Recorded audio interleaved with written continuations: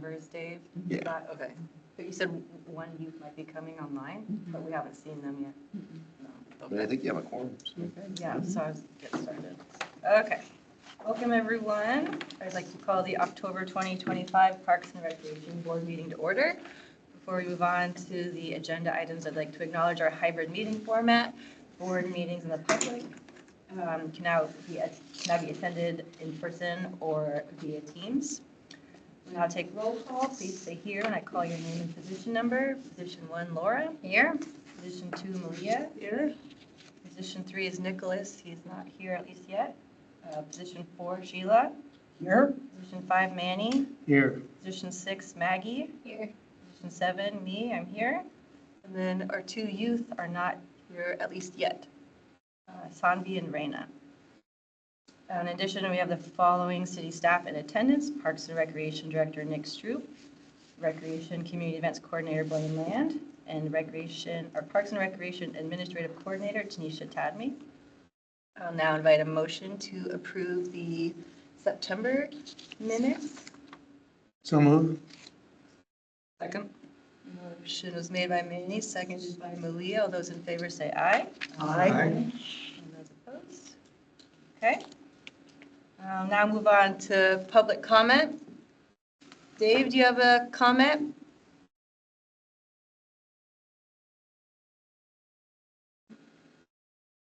Does he know his? You're muted if you're speaking. Are you able to do that? I'm trying. Oh, there you There he go. goes. Oh, okay. Can you hear me now? Yes, thank you. Okay, all that work to tell you I don't have anything to say. Thank you, Dave. Appreciate it. At least we got to hear your voice for a moment. Okay, moving on to the agenda, comments from the chairperson. Just wanted to welcome everyone to fall. It's so lovely to see everybody. I feel like we finally get into like a rhythm here by October with schools and everything starting back up for those of us that do the school year schedule thing.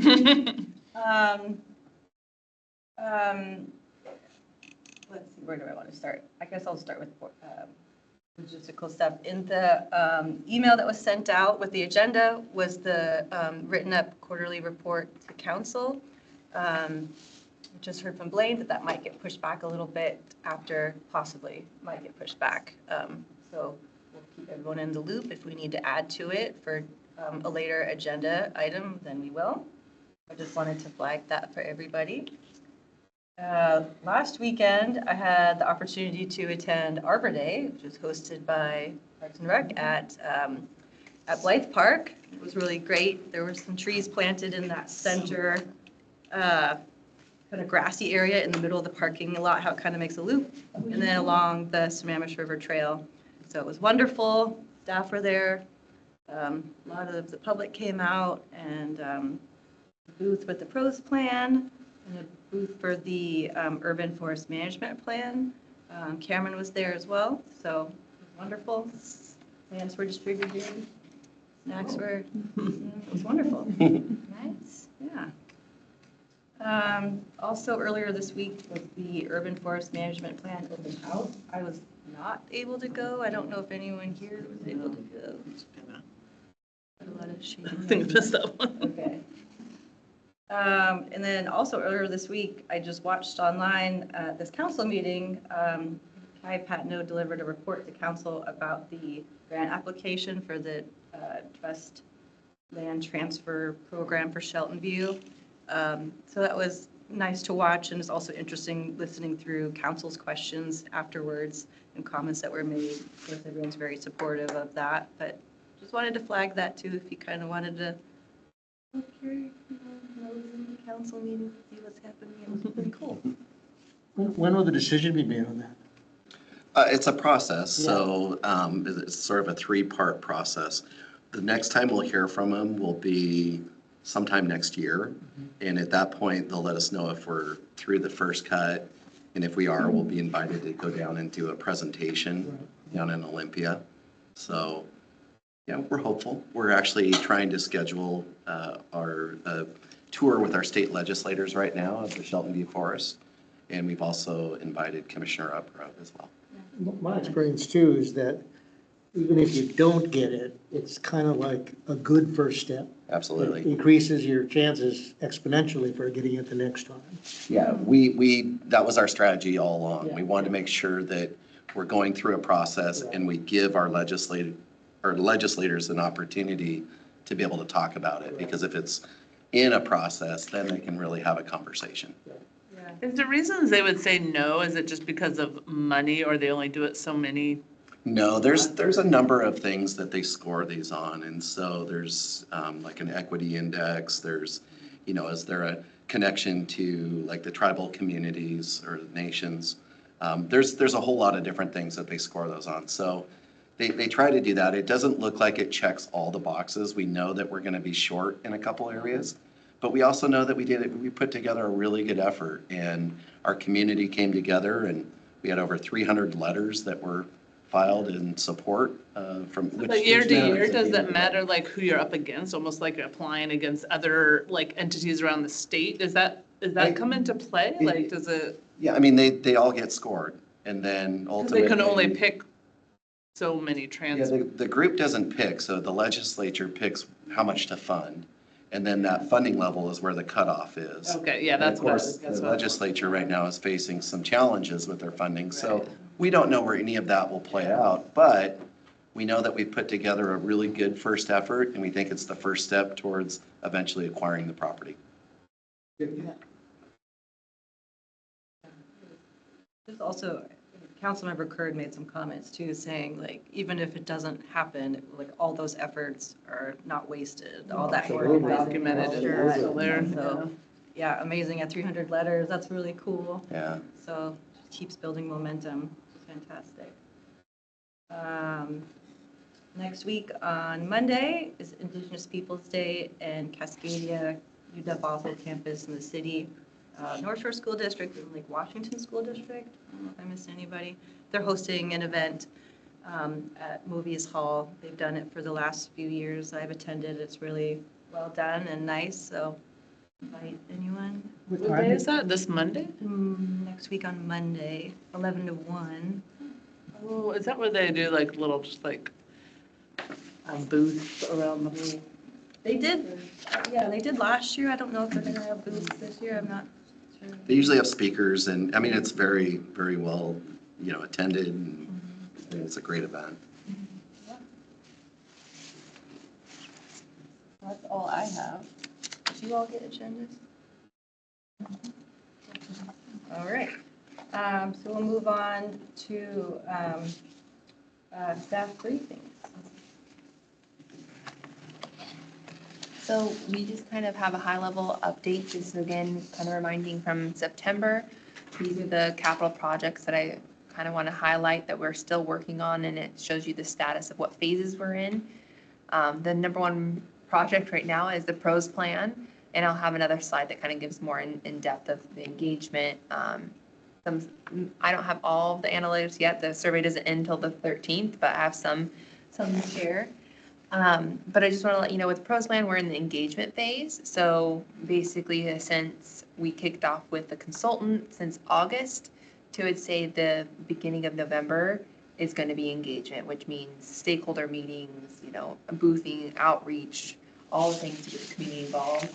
And then after November, that's when there is kind of an analysis, qualitative and quantitative, from the consultant related to the survey and then the other stakeholder initiatives that they had to kind of bring in what the needs assessment is going to be. That will take place in January, February, March, kind of building that out. So we'll keep the board up to date. Hopefully, I'm hoping by December or January, you'll get some fun results, like seeing the survey elements. They're using this program called Qualtrics, which has a lot of data and reporting out, but they take a couple months to really hone it all in, since it is our pros plan. But right now, we're in the engagement phase, and it's been very, very successful from what staff can share. And I'll highlight in the next slide. Just kind of wanted to do a reminder of the Park of Bothell Landing. We're still on that finishing of the design phase. So what's going to happen next is Right now, the consultant is, and you all met, it's been almost a 1.5-year program, but site workshop. They'd like to do one more open house, basically that final preferred conceptual design, showing the skate park, showing more in depth into the structures, the elements. And right now, Erin and I are working with that consultant to hone in December to host that open house. November's too short of a time window and October's almost done, but they'd love to try to wrap that up in December. But within that design phase, we would basically be 30% done, and it would be a great opportunity for board to attend. I will plug this in. So obviously 'tis the season for the holidays and times. So right now there's like 4 dates that we're playing with. One potentially could be the December meeting. So I wanted to kind of roll it out there and get a feeling if the consultant was available. It's, I think our meeting's December 11th. I think that's the meeting. In lieu of meeting, would we be open to doing the open house like we've done prior? We're just waiting to hear back from the consultant, but I wanted to hear from the board. Okay. If that works for them, if that ultimately does, but they have 4 other dates to choose from. But again, the intent behind that open house will be a little bit more immersive. There will be a presentation, but there will be a lot of visual showings of the process of how it took. And I think the consultant will go hone in on many different elements within that park. Do you want to share anything else? I mean, we've taken, we're at 30% schematic design right now. So we actually have some stuff to show where you can actually see what the buildings look like. You can see, how things are coming together, how the skate park looks. There's a lot of different elements that are very visual now. So I think it will be a really great opportunity to really let the community see sort of the efforts that up to this point. And then, of course, we'll take it through the next design and construction phase. So on the skate park, I know there's a separate private organization working on the funding. Yeah. Is that possibly going to be built outside of this whole design or? No, so it's part of the design. We've been, running it through the design process. Right. And covering that. They're raising money for the actual construction Okay. of the facility. So what you could see is that because their funding might be secured before the rest, we could do a phased approach where we have this money now. Okay, We're that's- going to do this first. and Yeah. then we'll Okay, do cool. the next. Yeah, that's what I thought. While the design is being made, is there any documentation or thought into what aspects will be income earners for the Parks Department? There's not a ton of revenue generation outside of the kayak opportunity, but then there's also the public building. So as you'll see in the design, we've talked about removing Lytle House and creating a facility that the public can use for classes, they can use for rentals for birthdays, all the different things that you can use that kind of space for. So that definitely will generate revenue. Will it offset the cost of the No. park? I was Probably just not. thinking, like, in the long term, if there was also one of the shelters, the concerts, obviously, bringing some money, the skate park, I think we were talking last time about events Yeah. that you can hold and stuff. There's It'd just definitely be opportunities interesting to see. program. Yeah. So, again, it will be more of a programmatic kind of conversation. Yes, we could bring in, kind of competition levels in our skate park. We could, we definitely are going to increase our rental income on certain aspects of the park. But again, the park is going to be quite expensive to fund, and it will never be a break-even kind of. No, for sure. Clearly, that won't pay for construction, but certainly that potential for revenue might offset some of the programmatic costs. Hopefully the classes, if we're putting on the classes, the fees would pay for the staffing and some of the payments, et cetera. And that, we've never had that before. And that, I think that could be a really good selling point. And another quick comment on the skate park. Whether it takes place as a phased report, and I know once they have the money raised, they'll be chomping at the bit. And it may be better to be phased, but either way, if it's phased or if it's in conjunction with, it will be a tremendous, for lack of a better word, selling point for the bond, or if we go capital bond, to say that part of the, a big part of it, a big popular part of it is already funded. Yeah. That will make a big impact on people's willingness to put out, because here you go, the community's already set in motion its support through donation and through fundraising, et cetera, et cetera. I think it's a tremendous thing that they're doing. Yeah. And to date, we've already funded about $2 million of that. So it's not a small effort. No, that's great. Thank you, Rosemary. So we'll keep everybody up to date on that date for the open house, but I would really encourage attendance if you can see the next phase in that. The Cedar Grove Inclusive Playground, we are in great momentum. Erin is just working with the ecological site analysis and just some fine tuning of, it's basically the exact, if we can go back in time and remember that preferred concept that you all had agreed upon. It's just the analysis of, okay, how do we move the basketball court properly? It's just the movement of pieces. So it is moving forward. Erin is working on that, and I'm very excited in that project. And it is a funded project, as you all know. So it will be built. It just takes I would say about one more year. Yep. Yep. So Form Wayne Golf Course, Sorry, I just want to clarify, you said contracting for further design. Does that mean you're hiring a different contractor? No. No. I would just say like they're contracting, I should probably worded it different, contracting for the design analysis and site study. That's essentially what they're doing. Different scope of work. Mhm. Okay, got Yeah. it. Sorry. But let me just add, so we're actually, having those conversations, and sidebar to that, we're having conversations about the public art that will likely go into that playground as well. So we've been engaging with Danae, who's also engaging with the Arts Commission, and what that could look like and possible use of 1% for the arts funds. Excellent. And then the Form Wayne Golf Course, we're in the preliminary stage of kickoff and logistics. So we're just mapping out what the timeline of an engagement. Right now, we're hoping that the kickoff will be January, Q1, kind of similar to what we did with Parker Both Landing. We kicked it off in January. That's the goal for Form Wayne Golf Course. But before January, what we're working on now with the consultant is all the fundamentals of logistics. What historical educational information do we need to build out through our website, through our signage, through the backlog of information, and get them working. So Erin and I are working on those logistics. And so by December, if we don't have our December meeting, by December, you will be getting an email of like, okay, what does this look like from a timeline? And of course, as always, we'll probably have Erin come back and talk about board's roles like we used to do. We vote your action, what's next. I think with the Form Wayne Golf Course, there's going to be a lot of outreach in the park or in the space. And it is going to be a little bit longer of an educational piece, I would say. I think there's a lot of work that we have to do of like the historical reference of why we acquired the land, what the land's used for, how the 89 acres is divided up between passive and active, more like 85 is, passive, and then that 4 other acres. So there's a lot of education to be done that we're fine tuning now before we go launch into engagement. Mm-hmm. So are we talking front 9 only, or is it also include the back 9? Back 9 and front 9. Mm-hmm.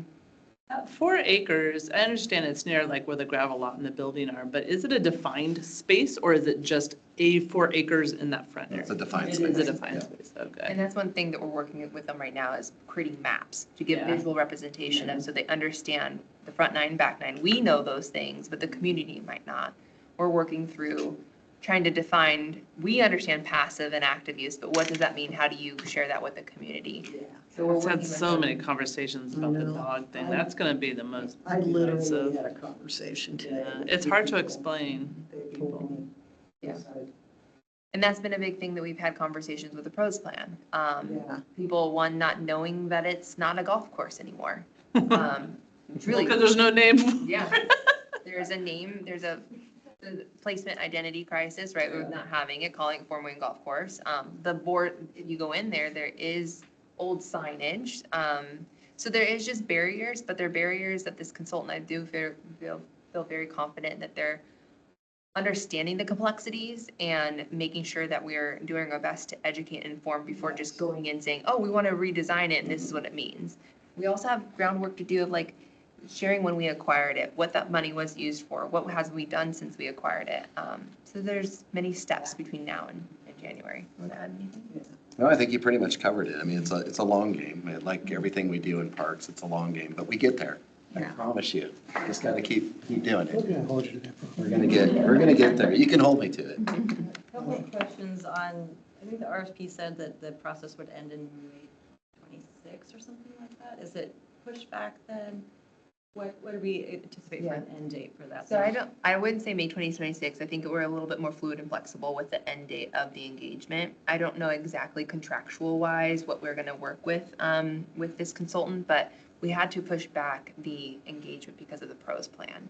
So when we originally rolled it out, they're like, oh, let's do it at this time. Well, staff capacity, we couldn't do both pros and the Born Wayne. So they're actually going to come back to us with, okay, if we've shifted to January, what does that timeline look like in the feasible? So unknown.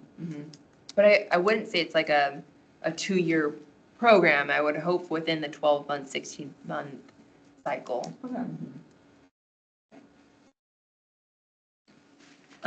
But I will say, kind of leading with the Fort Wayne Golf Course, there will be education that we need to share with you all as well. So we're kind of working with the consultant to understand what do we need to inform our internal stakeholders as much as we need external stakeholders. So a lot more to come from that. I want to go back into the pros plan engagement, just give a snapshot. Right now, we have the top part shows you outreach table booth locations. So we went through Snohomish and King County and try to get kind of a variant pool of audiences and voices. We attended so many different locations. So from the senior center to Sustainamania to Bothell Landing. These are just places that we were able to truly activate and attend and have staff presence. Of course, beyond just tabling and booth, we've done other engagements, which is newsletters, e-news, social media. We have a project page. North Shore School District actually put the pros plan in their news article, which went out to the parents as well, which was a great ad. We've had A-frames and lawn signs, which were the QR codes throughout in all of our parks, which have been a great success as well. So as of, oh yeah, I see Raina just got on. I'm excited. Hi, Raina. But what this kind of shows us is, are these tools effective and efficient? The consultant will also break that down when we get to go look through the survey. So the survey will show us how did people hear about it, where did they respond from. As of Monday, October 6th, this was prior to us getting to attend the school district and UW and Cascadia. We had 516 respondents on the survey, which is really good numbers. So we're on good track. It closes on 13th. Again, the survey is only one portion of getting feedback. We've done all of those outreaches, which all the outreach boards, we can show you later on what that looked like and the dot exercises and the comments that we've received. Individual comments have been really great. And then the other part that they'll be pulling from are these private stakeholder focus groups. So we had one with nonprofits. We also had one with kind of our stewardship, nature, restoration, and in November, we're having stakeholder groups with the school districts, so different educational partners, and then athletic programming. So we're hearing their voices of what amenities or needs or barriers need to be met. So we lead it to the consultant to kind of synthesize and analyze all of that information. We've provided it, but I just wanted to let you all know we're on a good track. Me being able to attend almost all of these outreach events, I think it's interesting to hear from the community insights of like, what are barriers or what are they struggling with or what do they use the parks for? It's great to hear that lots of multi-generational use. Absolutely love the trails. Would just love, as we've all discussed, trail network signage and kind of that, how do we connect the dots of the trails? Comes up over and over again. It's something that we might not be able to manage, but maybe down road in the future, working with King County about e-bikes and cyclists on the main pathways. How has that kind of been a barrier with families that just want to walk? So that came up a lot, but it's also us educating the community that we don't manage that trail system, even though it goes through our parks. But how do we properly partner with the King County Trails Association or just King County in general? Other great things that have come up is really high appreciation for our maintenance for our parks, which is really nice to see. On one of the boards it says, what would you like increased or enhanced? And people just come down to the maintenance and say, we really appreciate how nice the parks are. Those have been really kind things. Well earned. Yes, and we always echo that to our operations side as well. Yeah. It's been fascinating, you know, going to the engagement and telling people we are Snohomish and King County, and they get to see the barriers that maybe Snohomish County, we only have 2 or 3 parks, and what does that look like? So just being more insightful. Tons of support with Shelton View. Tons of support with just understanding that they would love more programmatic experiences, but understand that it's also understanding that what does programs mean to them. So we've asked, since none of our boards kind of say what type of programs, we always encourage the survey. And the programs are variant, and it's not just like, oh, we want concerts and, you know, this. Some of them is just like, oh, we just want a nature walk experience, or how do we connect with volunteering? And it's more connecting the dots of things that we're already servicing. So that's been great as well. And then the other thing, just when we went to UW and Cascadia, which it's that kind of that niche demographic that we're like, okay, how do we get them here? A lot of them said is we don't necessarily want to come to the parks. We want the parks to come to us, the services. So because they're so busy and they're in their student life and their campus life, is how do we connect the dots and letting them know that we're here, but we host things just right outside of their circle. And then we ask the question that we all want to know is, how do you hear about things? And social media is time and time again the name source. And we know digital isn't always the way, but it's highly, you know, what we need to dedicate our time to is the digital way. So there are some barriers with just going digital, but that's how most are hearing about it. We asked, did you see the flyers? Did you see the A-frames? Do you get newsletters? Like, no, we usually try to find a social media account or go through different things. So we'll again strategize on that front. But I just wanted to give you a snapshot on the growth plan. Also, I don't know that I guess when I first saw it, I was concerned that it may impact our survey, is the Sammamish. King County have signs up to talk about that too, and the QR code. So it's an ongoing conversation that we're having because surveys are bountiful and plentiful in this community. yes. So, yeah, there's a lot of competing surveys. We've actually, as a city, had multiple surveys in the last couple months asking our residents to sort of. Well, honestly, I sometimes forget which ones I already filled out, and I'm like, and I may pass up something because I think I filled that one out, but you know, there's a lot of them sound very similar. It's good. It is Yeah, and we've been talking about that time and time again of, you know, the methodology of surveys is supposed to get usually a larger number to help us quantify things and understand it a little bit better. But I think the sampling is important, meaning the sampling of working in this type of survey is going to different locations to get different voices.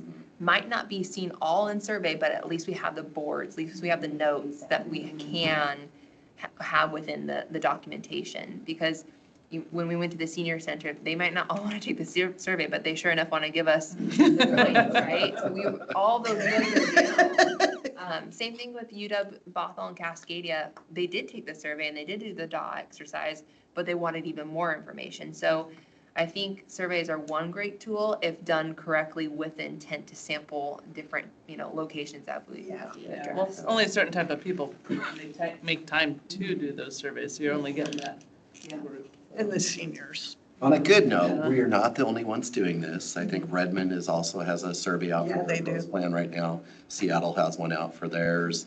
Kirkland, I think, is 1 year ahead. No, Yeah. next year they'll be doing They've one. got a survey for. There's a- That green loop thing, yeah. There's a number of them that are out there specifically for pros plans because it is every 6 year kind of. So it'll be interesting to hear, on the 6th of October, we're at 516 respondents, 100 and plus, there was 127 that were still in like the waiting. So I'd be curious how many numbers we get. We're hoping for at 600, it would be great. But we are on a high trajectory of respondents. Before I switch over to other just items, is there anything else that you have questions about the pros plan or anything that we can provide? Okay, Great effort in getting to all those locations. thank you. The additional projects and updates, I'm gonna turn off this presentation and show you kind of behind the scenes of the GIS Parks Tour Map that we've been talking about. There is some pieces still just need to get done. One is just updating the photos. We've submitted them. The GIS team is just working on that. What I want to highlight is, back in the day, we had a virtual tour map that was on our website. It was a great tool to send to different organizations to show, okay, this is what's at this park. Now we've updated that to be more into the age of now technology. So it's been a good project for the last 6 months. I'm gonna stop sharing here. I'm gonna open up another screen. So bear with me. Those are on the call. Who's been working on this specifically? Me and GIS and Aaron. So myself and GIS and Aaron. They're utilizing a model that's similar with our branding efforts within our other virtual maps that our GIS team creates. So I'm going to show you from a desktop standpoint. What will happen when someone comes on here from a desktop standpoint is this: on the left-hand side, they'll see the activities, amenities on the left hand. If they were to click amphitheater, the icons on this map would hone in to where an amphitheater is located in our parks. GIS allowed, the trails, the shadings of our parks, delineating where our parks are. Another feature is, so if they want to know where basketball is, then again, you could see where the different basketball sports courts are. If they wanted to hone in a little bit more, they can zoom in and see what parks are available with certain amenities. That was one feature we worked on. We also worked on highlighting the H is for historical, so historical sites. So again, on this left-hand pane, people will be able to go on and click different icons of interest and then zoom in as they wish to find more about that park. So now I'm going to use an example. We've zoomed into Centennial. On this lower pane, or the lower part of the window, you can then click, Centennial Park, and then it will pop up on the right-hand side. So this is from a desktop standpoint. On a mobile phone, I can't show you on a mobile right now. It will actually just pop up right in front of the mobile. On the actual park feature, it will show the hours, the amenities, historical features, and if a site does have rentable facilities, it will provide that as well. If they want to know a little bit more about the parks in itself, then they'll go to our park website, which will toggle over to here. So a couple of things that we have to work on the website is we have now lengthy descriptors that used to be in the former virtual map.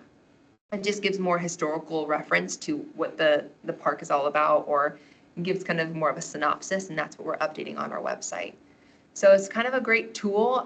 We're excited to implement it. There's little things, little bugs that we're working through. These are all getting updated, the photos.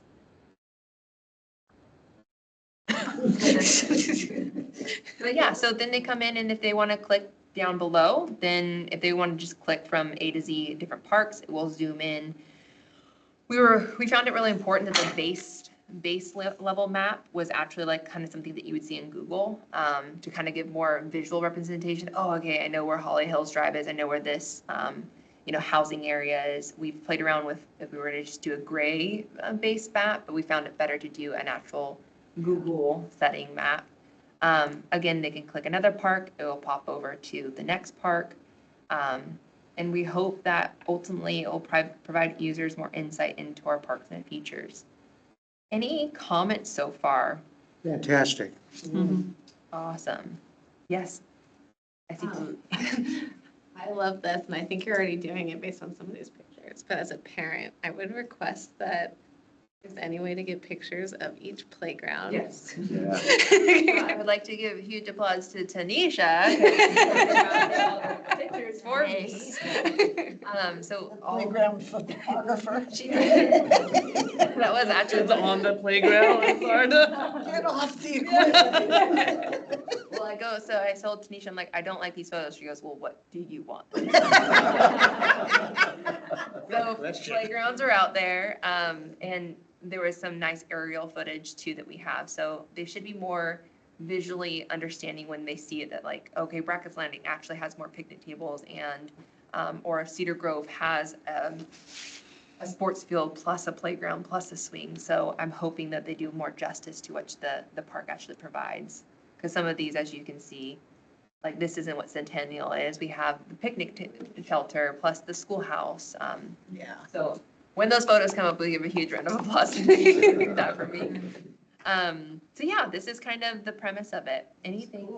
I think it's great. Awesome, yeah. It's going to be very helpful. I love it. I feel like we've always needed this. The only part that doesn't seem entirely intuitive to me is where you click on the park's website. To me, I feel like I wouldn't know that I get more information about that park. Okay. Whereas if it said on that button, more info, I would be like, oh, cool, there's more info. That's a And good point. it's not a huge deal where you're getting the more info as a user, but Perfect. Yeah. And again, it will be great to kind of see it more in the mobile side too, to see how a user, how this window pane pops up on the actual mobile device. But and interesting to see like the analytics after you get it out, like who's using it, who cares. yeah. Mm-hmm. And also there's no tennis toggle on the left hand. I know. Might have to add that Working on another Aaron. feature. Still Yeah. working on Aaron. Or is that a bathroom symbol? I thought, Restrooms. yeah, okay, I saw one, but that's, yeah, no, restroom Yeah, there. that is very useful. It is. Shelter rentals.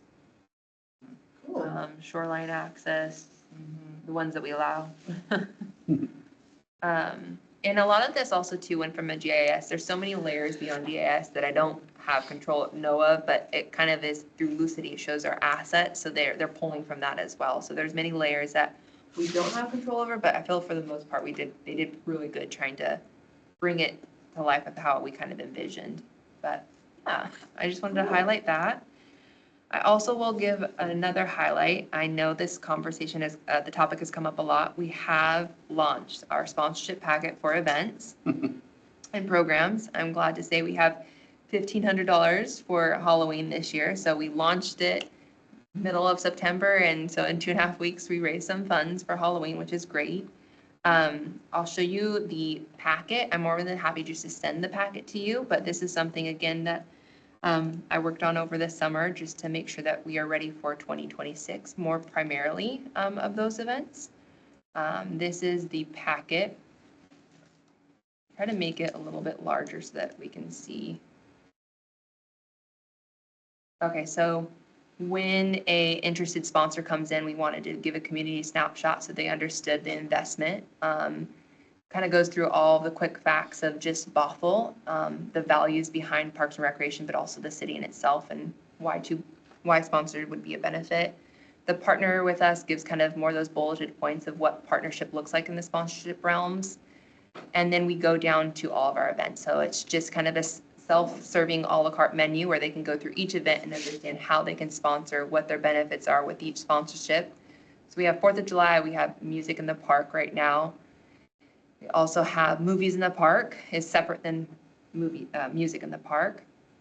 We also have Trick or Treat on Main Street right now, and then Lights at the Landing will be the other quote event sponsors. And then the sponsor will come in at the end of the park, you know, gotta sell them with the photos, of course, and then they'll fill out the packet down here. So it gives the policies and procedures along with a fillable form that they can fill out. So it's been very intuitive. We won't add more right now.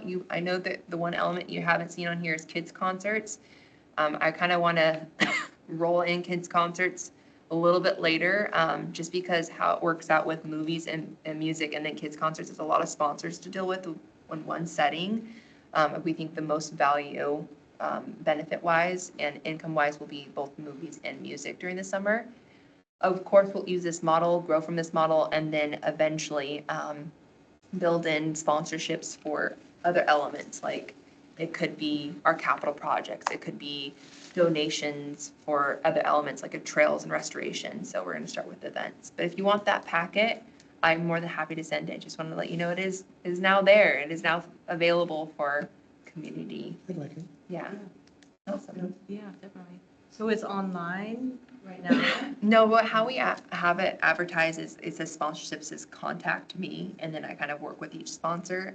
What will happen at the end of this year is we'll clean up our website and add the true sponsorship packet into there and to each event that we have available sponsors.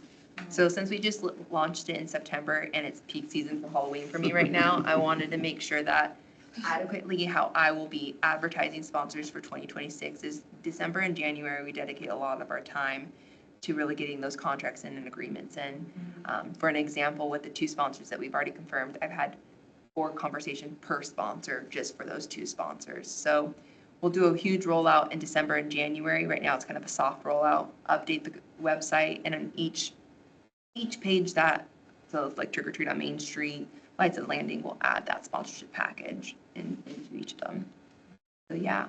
Is there an effort to send this out to the community businesses, or are you sort of expecting more of a passive, they'll come to us kind of thing? No, we're definitely going to send it out. So I have a large list of prior sponsors that would like to sponsor. So I will be doing that in December and January. Basically saying we have reinstated our sponsorship package. We'd love for you to be a participant if this is of interest, kind of eloquently stated per person that's reached out. We sent it to like the ones that had recently reached out in August, which is funny enough, they hadn't responded. The ones that I got right now was just because I was advertising for Halloween. So it just kind of, you know, some are organic and some are more targeted, but yes, it'll be a larger rollout of direct email, direct outreach. I don't know for sure if I'll go down the route of, we'll kind of test the waters of like if we need to do social media campaign behind it. But for right now, my goal would be honestly to update the website so it's more robust and easier access. And then from there, we would be targeting sponsors for different events. So I just wanted to let the board know of that source, income source and future collaborations.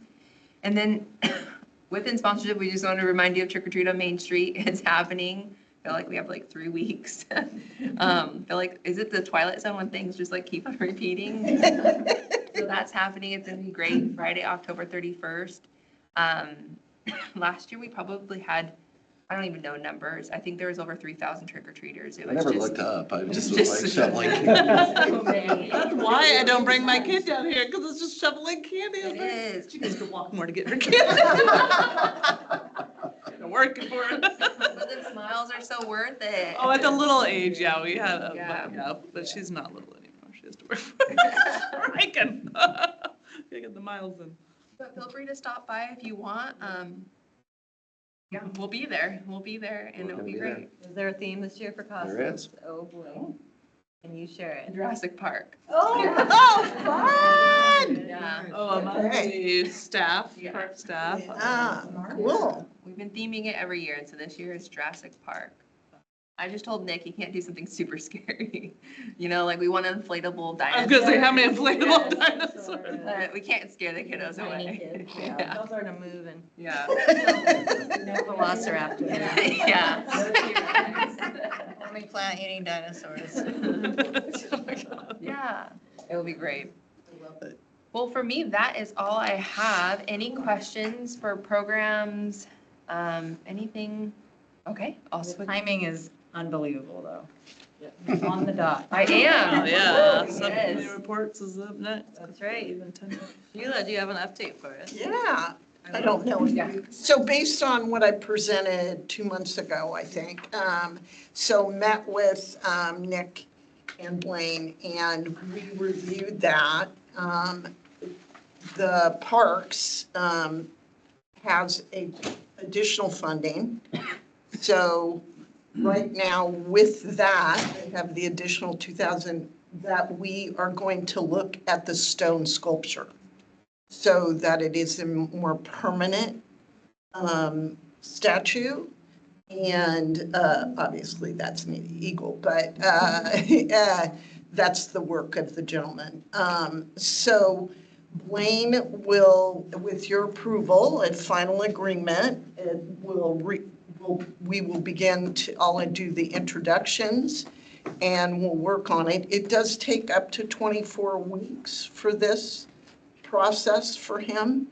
And I will talk to him specifically on timing and things like that, but they will need to go through the contractual process. And we really think that the stone, given the scenario and what it's representing, that way, I think from a family standpoint, there is a stronger commitment with it.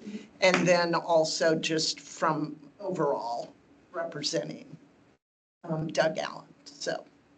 Thank you so much. Yeah, that's Have great. you spoken with, I'm totally spacing on his name. She and I have communicated via email, and she was going to get me more photos, and I haven't gotten back, but I have not bugged her. It's Joanne. Joanne. Yeah, I was I was talking gonna, about the former Parks Foundation person.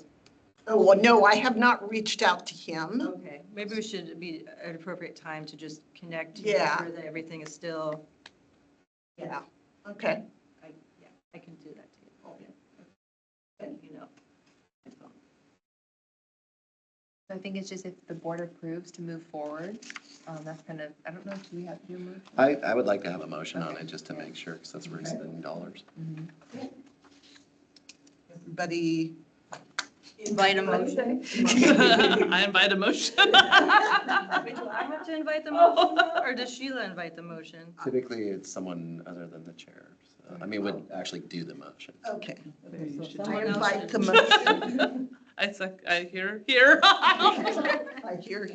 I hear you. I second it, or I first it? Motion was made by Sheila to move forward with the stone carving. Correct? It was seconded by Malia. Okay, I think we're in line now. All those in favor say aye. Aye. Opposed? Okay. Awesome work, Sheila. Thank All right. you. Thank you work. so much. Yeah. That's very exciting. Anything else for the? Maybe by next summer it could be, or Yeah. late spring or summer, it could be revealed. Yeah, that'd be fun. Will there be a ribbon cutting, Sheila? Sure. Great. Fantastic. Anything else for the good of the order? All right, and one very quick question, just going back to dog parks, I feel like we do come around to these things. Has there been any more thought about William Penn? Yeah, second that motion. So again, as part of our pros process, we are seeking that type of input. If you recall, we actually did go out to all of the neighbors, surrounding neighbors, and pulled every single neighbor. Every neighbor's always gonna say no. They are, It's they not are. like So- that valuable information. But I will say this, I mean, some of the reasoning was sensible in the sense of they have their own dogs. And when they put them out back, those dogs would now be interacting with dogs just on the other side of the fence. So I could understand where they were coming from. It's a tough one because again, the community as a whole really supports the idea of a dog park, but no one, and I've yet to find anyone who's like begging for it in their backyard. So that's going to be the challenge that we're going to have, is to find something that we can make it work. There's also some ecological, considerations, environmental considerations that we have to take into account.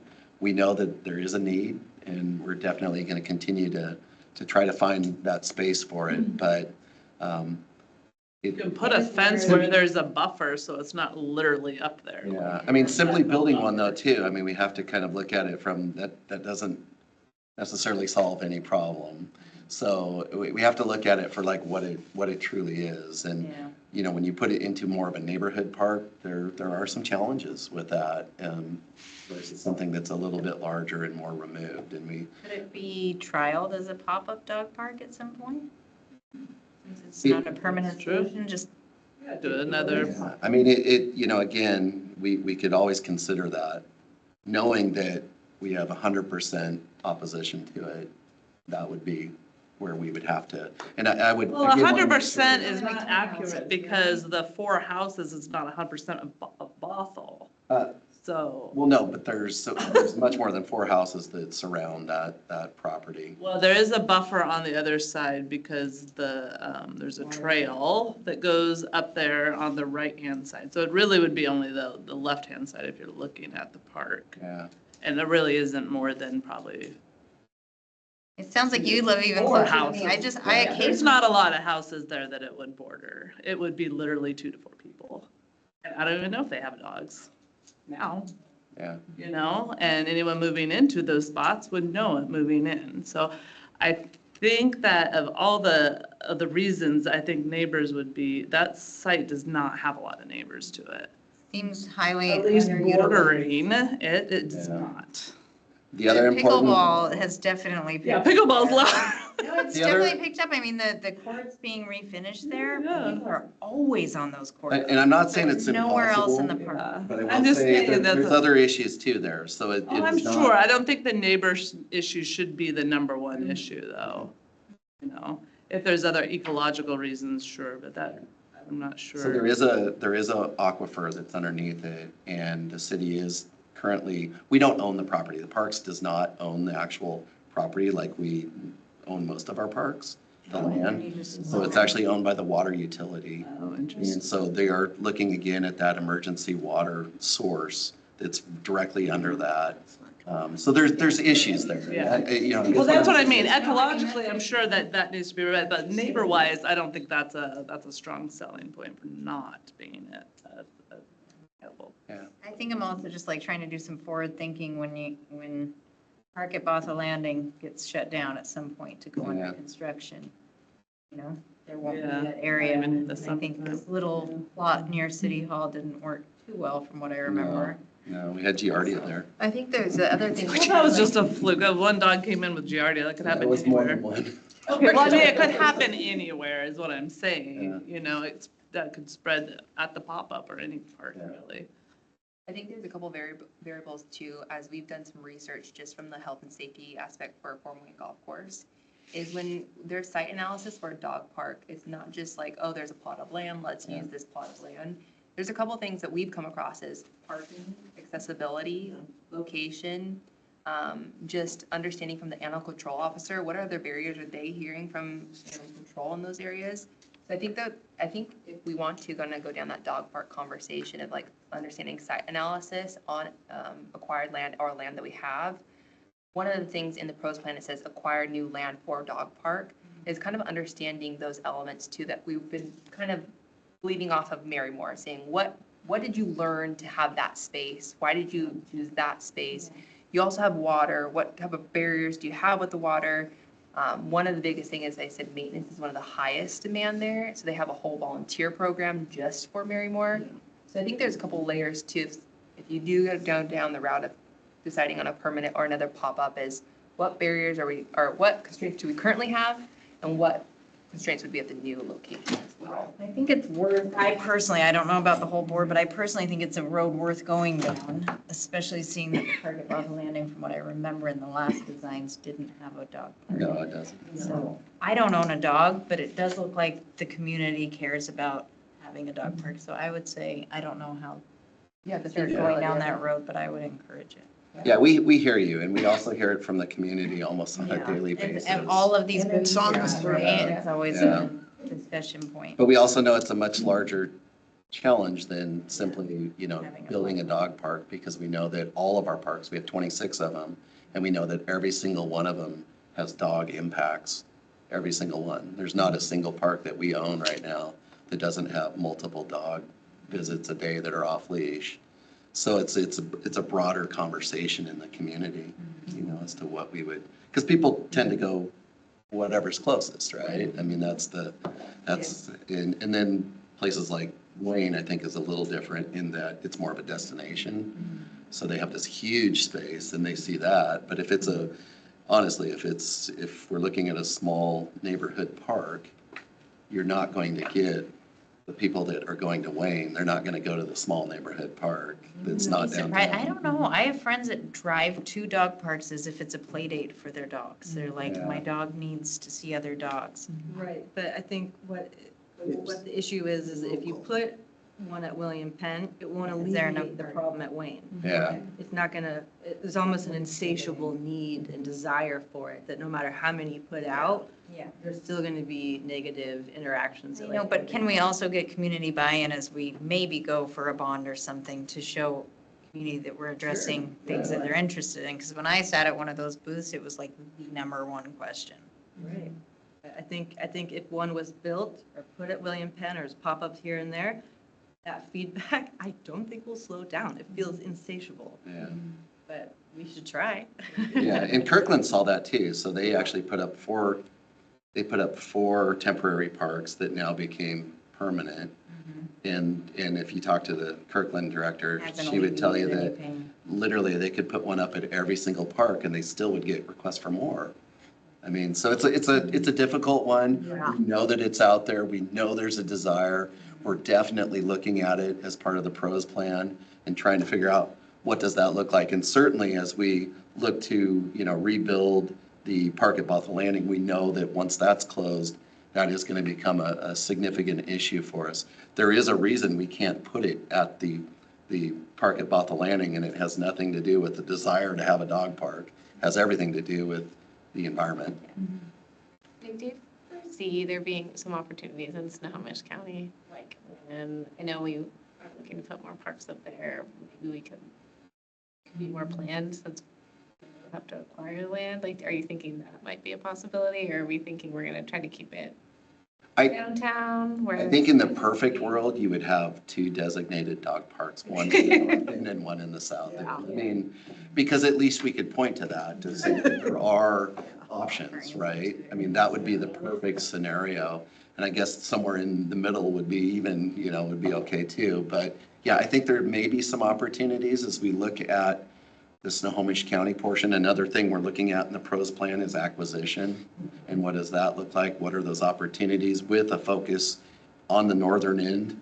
Because that's where we're a little more park deficient. But again, those spaces are challenging too, just to find a space that you can do that with, because most of the spaces that have not been developed, there's a reason as to why they haven't been developed. And oftentimes there's a stream going through it, or it's, it's critical areas, or, things like that make it really difficult to You're look at. paying full market value, not using conservation funding to purchase it. Right. Yeah. I think when Places are- Marymore, because the dogs swim at Marymore, they can go in the slough. Amazing.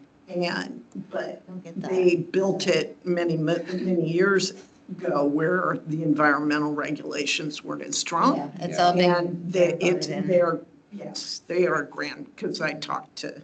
I don't think it would be permitted today. Yeah. No, absolutely. But it makes it difficult because We see then it's that. like, well, but you can't have Marymore, same river, Yeah. right? Yeah. It's very Well, I challenging. had that. And so I talked to the gentleman who runs the nonprofit, and he explained that.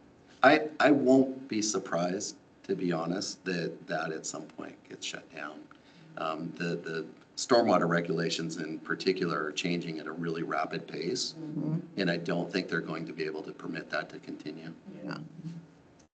I will say the one note I will say on the positive side, like silver lining to this, when we're out in the parks, people feel welcomed with their dogs if they have it on leash. Like people have noted to us very many times is as much as there's a desire for a dog park, there's equal desires. Like I just want a space to walk my dog, and they Yes. appreciate that they are in close proximity to green spaces to do that. Yes. I think there's another side too, is as much as we look for solution on a dog park, it's also, we already have these beautiful green spaces with trails. How do we make it more, safe and friendly for all to experience with on leash? Like, I know you're a frequent walker over in Blyth, and it's also like, as we master plan for 401 golf course, there isn't to be that barrier, there isn't to be that complexity with off leash, but you can have your dog there, walk this beautiful space on leash. These are spaces that you should bring your beloved, pet to. I think there is that catch to it. Hand out city like parks Gracious. Brandon, We we do. We actually do. You do? Yes. Yes. We do a lot of Thought through it things. all. Yes. We do. I think I the big, concede. but I will say, like, I know there's a lot, I just want to put that plug in. It's like, as much as we hear we want a dog park, we're also hearing very positive things. Like, I love that my, apartment, Shag, and all these locations are close to that I can just walk my dog. Yeah. So there is that side of it as well. I also hear from the negative feedback of seniors who don't walk at Wayne. Yeah. Because they're afraid of being Mhm. jumped on and fall. My kids still won't go to Wayne with me, Yeah. so, yeah. And council hears about that too. Yeah. So it's not, it's not falling on deaf ears. We get multiple people that reach out to council every year and they say comments on both sides, like, why can't this be a dog park? I won't take my kids there because I feel scared to be there in this space. And we frequently are having those conversations and, working with our council to understand what those issues are. We're preparing ourselves for that conversation in January, because Wayne will be that, Yeah. big. Oh, my God. But, It's gonna be- yeah. Yeah, so those are some pieces that we also, kind of in that vein of conversation is putting the pieces together for a former Wayne Golf Course to make sure we do it in an eloquent manner, but be prepared for the questions that come back. Yeah, right? and I think, just, and obviously not scientific, but when I'm doing my walks in Wayne, I don't walk my dog there anymore. He can't walk really anymore, but just the people, and if I know them and they know, they do not, and you addressed this earlier, they do not understand passive versus the other. And so that's going to be a really big barrier. And then why doesn't the city buy it differently and make it developable or whatever and build a bigger parking lot and then put the dog park right there? So. Yeah, I think that I really, really appreciate the consultant. They work in very complex spaces like this, but they have it built out really well, or the mapping to show you of like how the funding was. The funding's the funding That's is what gonna it be- is, and how the land can be used, and the active space, the barriers to that. But also, I think they're gonna pepper in some seeds of positive. Oh, They're yeah, gonna say, for like, sure. Here's what you can do. You could do a community room, you could have parking Yeah. that gives you access, you could figure out a new connector from front nine to back nine. I think there's gonna also be a very positive. Yeah, for sure. Would it be helpful, some of the signage that is on the back nine along the fencing to be relocated to the front nine? Yeah, the one that you kind of go from Blyth into, Yeah. So it might be, I'm working That's a with them good right now start. too, to update, what are some city branded, along with the one that you had those banners that I think it was you and Christy. It was Emily. one Bothell, I can't remember the logos. that- Oh, yeah. You remember? You were in on that?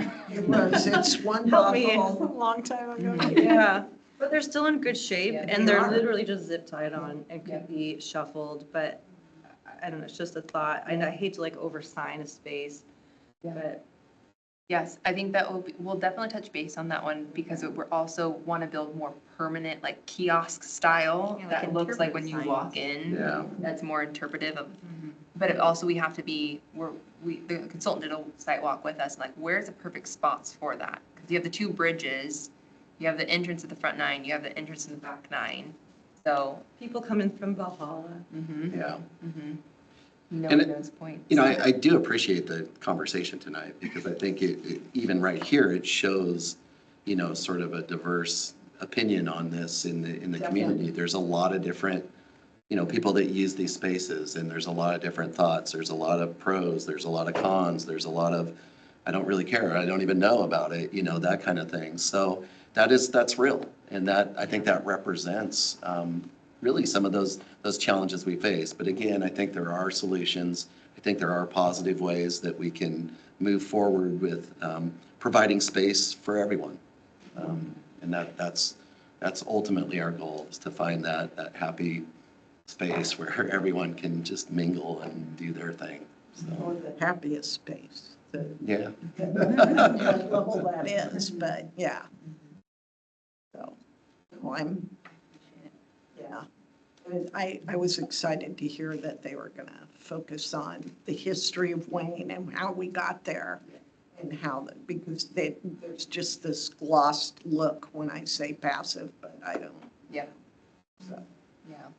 It will be educational even for us to understand how people, one of the questions that the consultant says is for the community, what do you call this place with others? What do you call this place with others? So that's gonna help us understand do they call it Wayne? Do they call it Fort Wayne? Do they call it just go over to the right by Valhalla? Place. Yeah. So it will be insightful for sure to understand that space properly. And just to make sure I'm clear, Blyth Park is not impacted with this design or this review. I know. No, but we are looking at sort of the connectivity of all of our parks. Right. And really seeing this, we have this like really cool opportunity, I think, in Bothell, as you look at that whole corridor there. And how it really is just one park. Yeah. It's almost a continuous park. It's almost all publicly owned land. So I think there is probably a bigger branding opportunity somewhere down the road to like, this is, kind of like when you go to like Spokane Waterfront Park is like just it goes forever, So I think there is something like that potentially down the road somewhere. We probably will be naming this park and in this process, working with the community to name it specifically, but I think there is a bigger conversation to be had and an opportunity. So a couple of things. November, we're good on our meetings, but December, I'll let you all know about that open house just in case. But it would probably take a couple weeks for them to confirm that date. Wanted to make sure on that one. And you did ask at the last meeting for a report on the market, what we did with Moonlight on Main. So we've kind of tabled that to council until December at this point, and we're trying to figure out how we're going to do that. So because it was theirs, I need to present to them first, but as soon as we're done with that, we'll bring that back to the Parks and Rec Board and give you an update and overall, this is what happened. And if there's any additional feedback you'd like to give council, we'll take that from there. Yeah, that would be great. That would be very helpful. Motion to adjourn. Motion to adjourn. Second? Motion to adjourn is made by Maggie, seconded by Sheila. All those in favor? Aye. All right. All right, guys. See you in November.